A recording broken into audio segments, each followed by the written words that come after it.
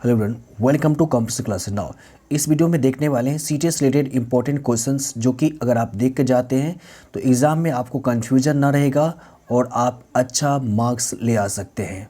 तो देखिए यहाँ पर ये रहा फर्स्ट क्वेश्चन। आधुनिक शिक्षा मनोविज्ञान के इतिहास में इनमें से किनका योगदान उल्लेखनीय है? ऑप्शंस ए है एल थॉर्नडाइक, बी है जे.एम. कैटल, सी है एवं बी दोनों, डी है इनमें से कोई नहीं। पहले तो आप खुद से कोशिश कीजिएगा आंसर करने का, अगर आपने पढ़े हैं, अदरवाइज यहाँ पर आप इसको देख लीजिए। तो इसका राइट आंसर सी हो जाएगा, इनमें से दोनों, एल थॉर्नडाइक और जे.एम. कैटल। इन दोनों का बेहद ही इम्पोर्टेंट रोल रहा है आधुनिक शिक्षा मनोविज्ञान के इतिहास में। So this is very very important name आपके एग्ज़ाम के लिए, एल थॉर्नडाइक और जे.एम. कैटल। इन दो नाम के अलावा आपको कुछ और नाम याद रखना है जब शिक्षा मनोविज्ञान आ जाएगा, तब एजुकेशनल साइकोलॉजी आ जाएगा तब।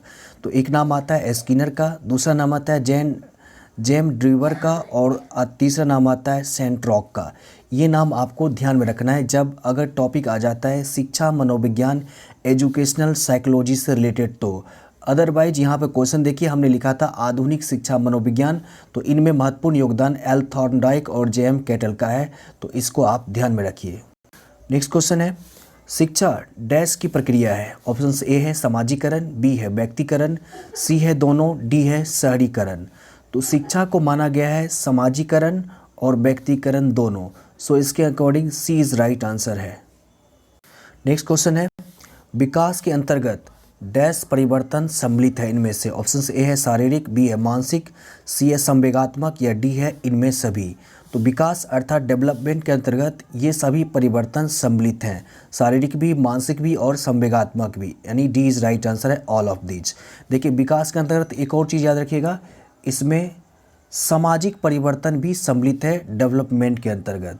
और विकास को अगर ये कह दे कि विकास किस प्रकार की प्रक्रिया है, तो विकास सार्वभौमिक प्रक्रिया है, यूनिवर्सल प्रोसेस है विकास अर्थात डेवलपमेंट, और यह एक सतत प्रक्रिया भी है, निरंतर चलने रहने वाली प्रक्रिया है। नेक्स्ट क्वेश्चन है, विकास अर्थात डेवलपमेंट से ही रिलेटेड विकास को समझने में महत्वपूर्ण योगदान इनमें से किनका रहा है समझाने में? ऑप्शन ए है हरलॉक का, बी है मुनरो का, सी दोनों है, डी इनमें से कोई नहीं। तो इसका राइट आंसर हो जाएगा ए एवं बी दोनों, अर्थात सी इज़ राइट आंसर। हरलॉक का भी और मुनरो का भी महत्वपूर्ण योगदान है विकास अर्थात डेवलपमेंट को समझाने में। तो हॉरलॉक ने क्या किया? हॉरलॉक से याद रखिए, हॉरलॉक ने विकास को बताया था कि केवल अभिवृद्धि तक ही सीमित नहीं है, आप विकास को सिर्फ अभिवृद्धि तक ही सीमित नहीं रह सकते, बल्कि इसे और भी आगे जा कर के इनकी व्याख्या की है हॉरलॉक ने। जबकि मुनरो से संबंधित स्टेटमेंट याद रखिएगा, मुनरो ने क्या कहा था डेवलपमेंट के बारे में कि विकास परिवर्तन श्रृंखला की अवस्था है, विकास परिवर्तन श्रृंखला की अवस्था है जिसमें बच्चा भ्रूण अवस्था से लेकर प्रौढ़ अवस्था तक गुजरता है, भ्रूण अवस्था से लेकर प्रौढ़ अवस्था तक गुजरता है। तो मुनरो का स्टेटमेंट बहुत ही इंपॉर्टेंट है एग्जाम के दृष्टिकोण से, विकास अर्थात डेवलपमेंट से रिलेटेड, इसको ध्यान में रखिए। नाउ क्वेश्चन नंबर नेक्स्ट, किस अवस्था में बालक स्व केंद्रित होता है? इनमें से किस अवस्था में? ऑप्शंस ए है बाल्यावस्था में, बी है शैशवावस्था में, सी है किशोरावस्था में, डी है ऑल ऑफ दीज। तो इसका राइट आंसर है बी, शैशव अवस्था में बालक स्व केंद्रित रहता है, और जैसे ही बाल अवस्था आ जाता है, बाल्य अवस्था आ जाता है, तो वह अपने आसपास के वातावरण को तथा व्यक्तियों में रुचि लेने लगता है और समझने की कोशिश करने लग जाता है। तो आप कन्फ्यूजन या तो बाल्य अवस्था में होते या शैशवावस्था में होते। तो याद रखिए, पहले शैशवावस्था होगा, उसके बाद बाल्य अवस्था होगा, उसके बाद जो है किशोरावस्था हो जाता है।